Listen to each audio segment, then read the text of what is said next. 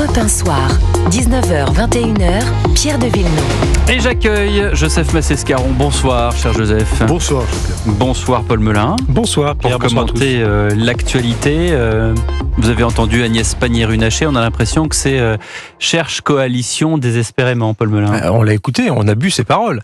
Agnès Pannier-Runacher, elle cherche une coalition. Elle a plutôt raison à l'espèce, parce que de toute façon, nous avons une tripartisation de la vie politique qui est aujourd'hui manifeste.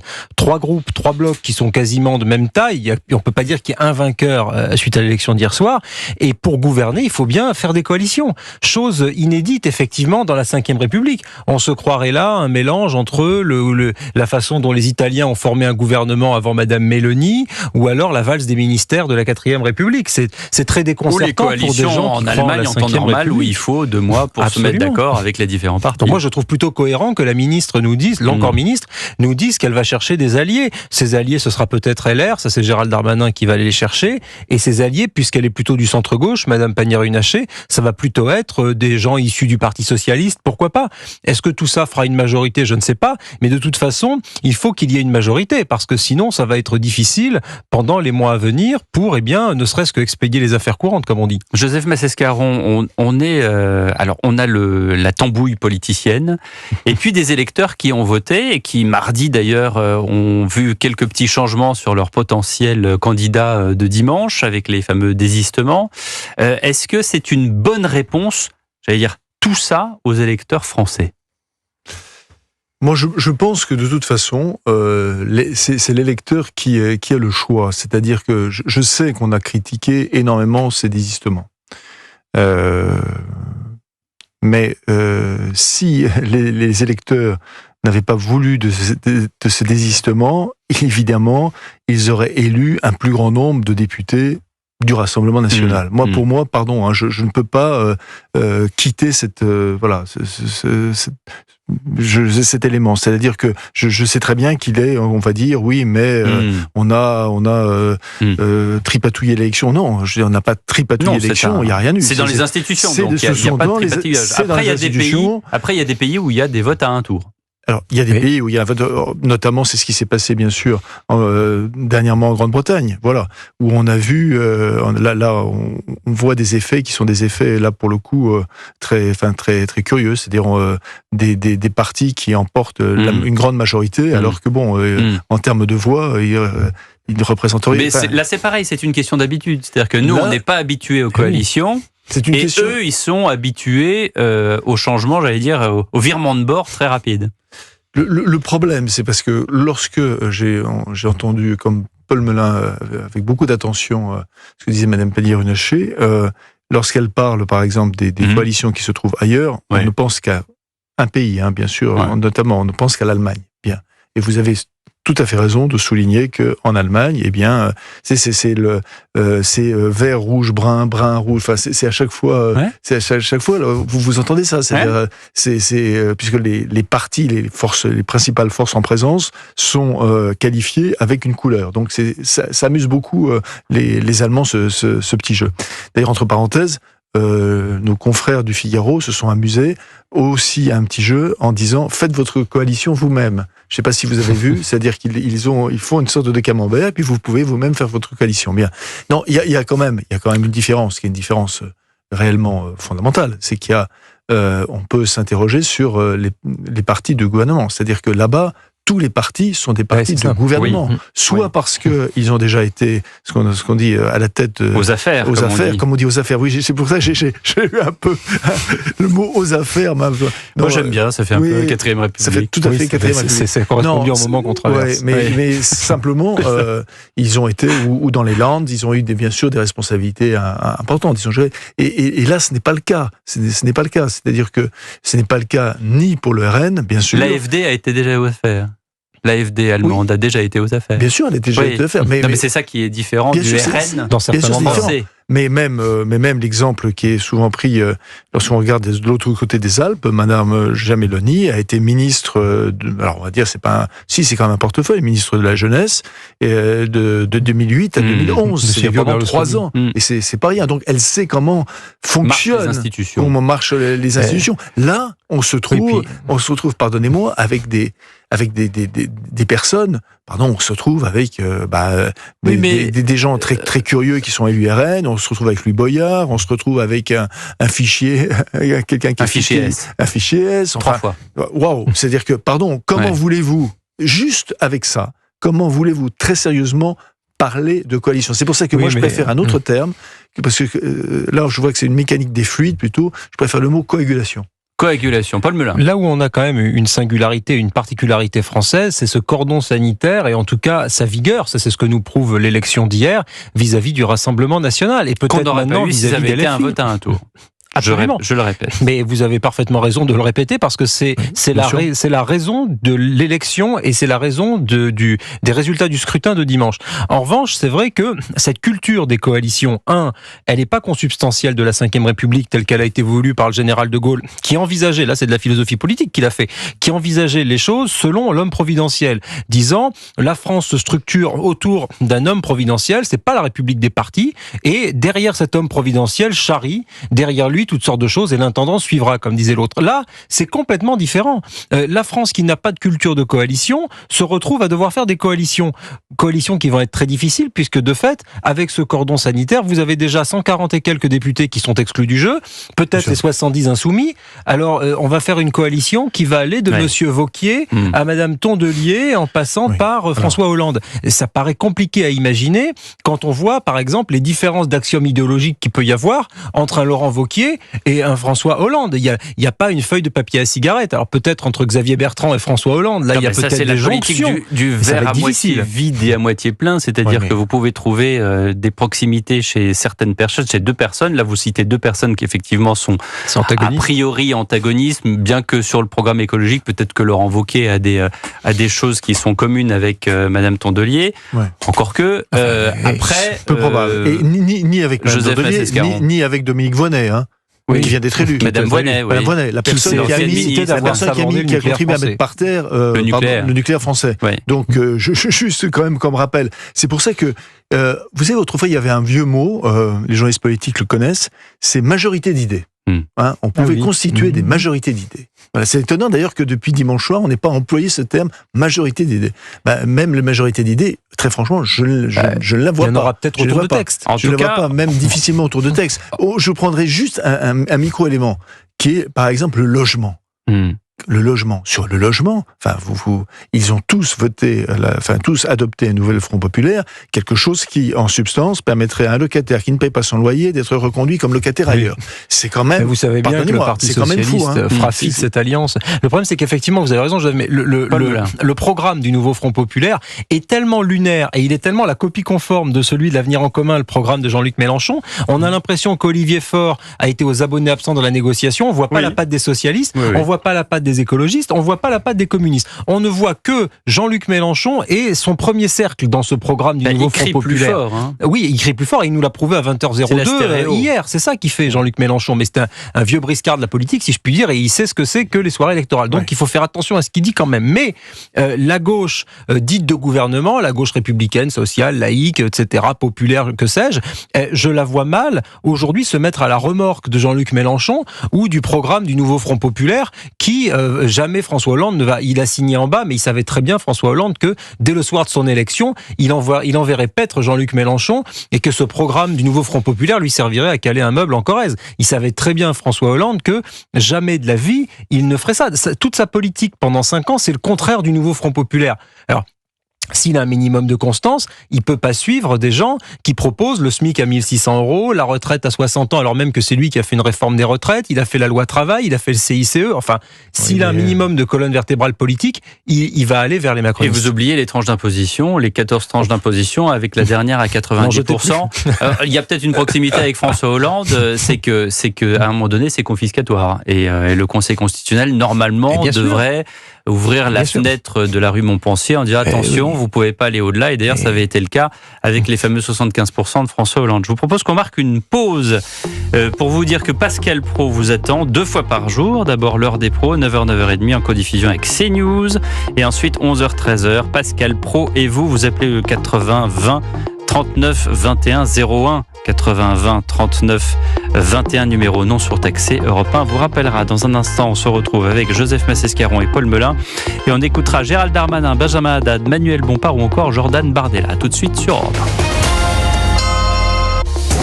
Europe 1 soir, 19h, 21h, Pierre de Villeneuve. Et nous sommes toujours avec Paul Melun et Joseph Massescaron pour passer en revue ce lendemain du second tour des législatives qui a donc vu le nouveau Front Populaire arriver en masse avec 193 députés à l'Assemblée nationale, 164 pour le Bloc central, 143 pour le RN et 66 pour les LR qui vont, on va en parler dans un instant, former une sorte de bloc pivot, puisqu'ils ont été un peu déjà précédemment. Je voudrais qu'on écoute Gérald Darmanin aujourd'hui à son retour à l'Assemblée nationale et il refuse toute coalition avec LFI ou le RN.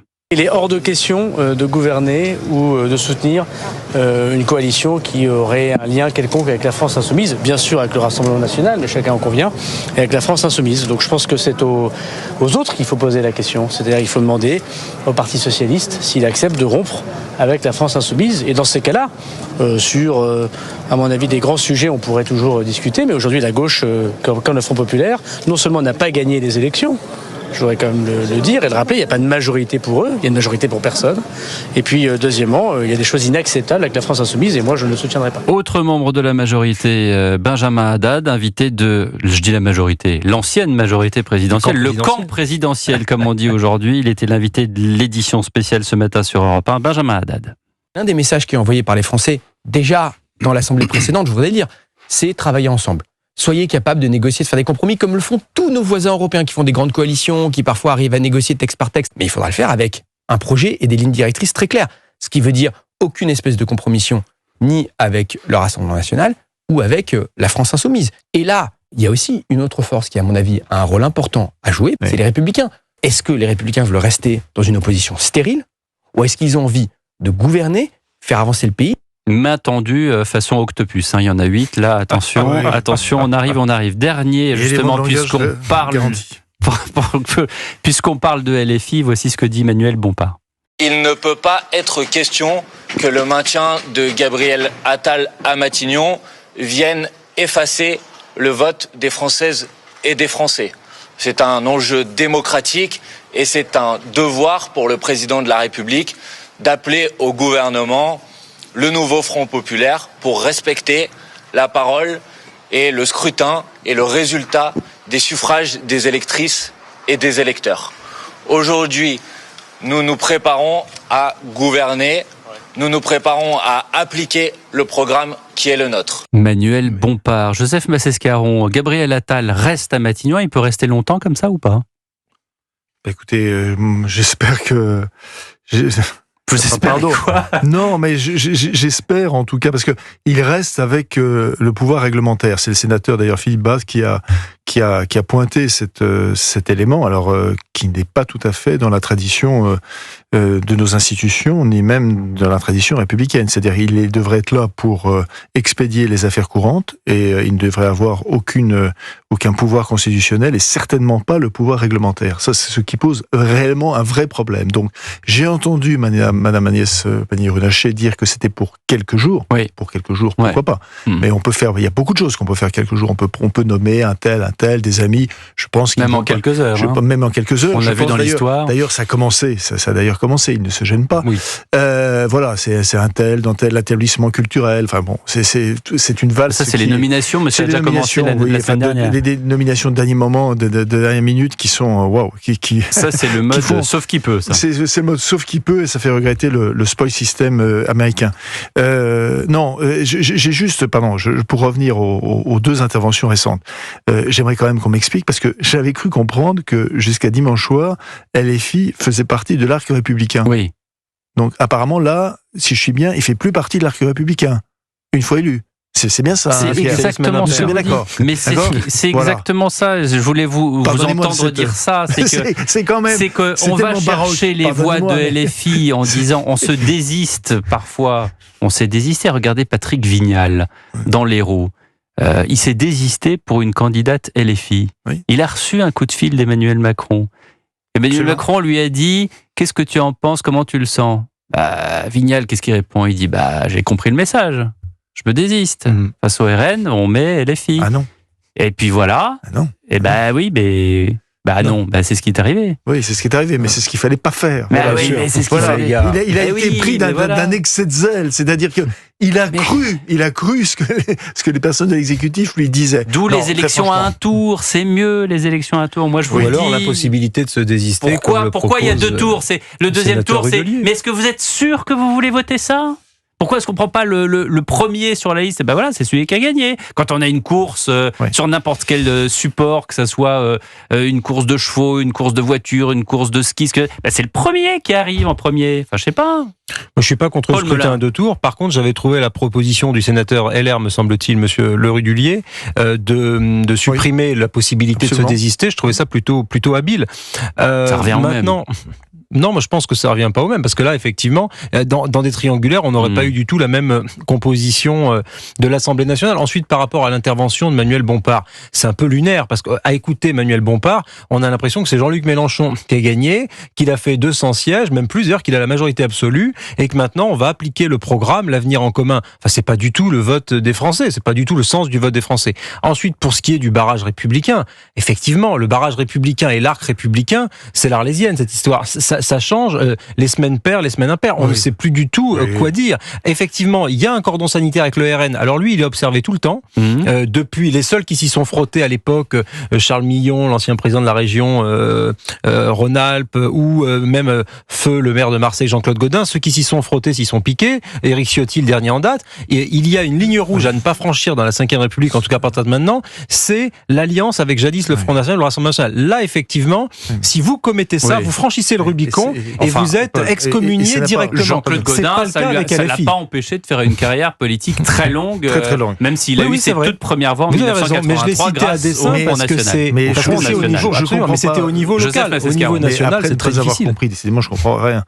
J'ai pas compris déjà pour les FI, je comprends pas non plus pour le Rassemblement national, parce que il me semble que lorsqu'il a eu son groupe à l'Assemblée nationale, il a eu des postes à l'Assemblée nationale. Si c'était pas un parti républicain, comment fait-il qu'il ait eu des vice-présidentes, qu'il était dans des commissions, des responsabilités dans les commissions? Je pose cette question. Non, attendez.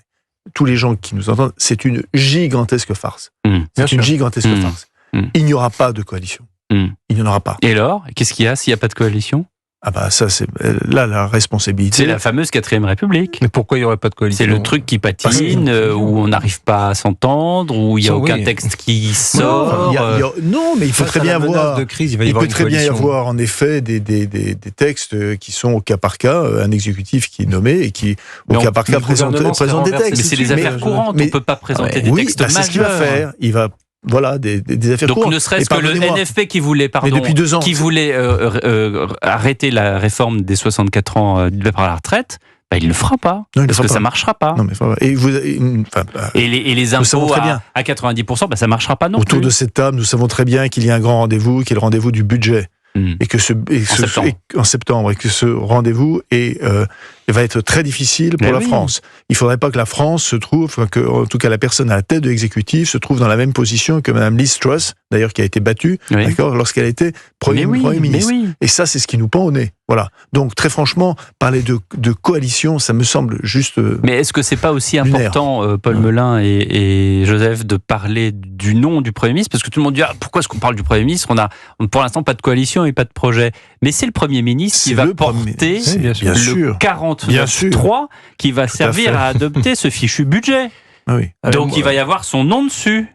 C'est comme les 28-49.3 de Madame Borne. Oui. Donc ça dépend si le Premier ministre est Olivier Faure ou Boris Vallaud ou Gabriel Attal, ça va pas être le même 49.3. Bien sûr. C'est pour ça que ça compte de s'interroger sur qui sera le Premier ministre. Moi, je vais prendre un pari audacieux sur un autre micro. Moi, je pense que le Premier ministre va être issu du Parti socialiste, ou qui sera un social-démocrate, ou qui viendra du centre-gauche. Non.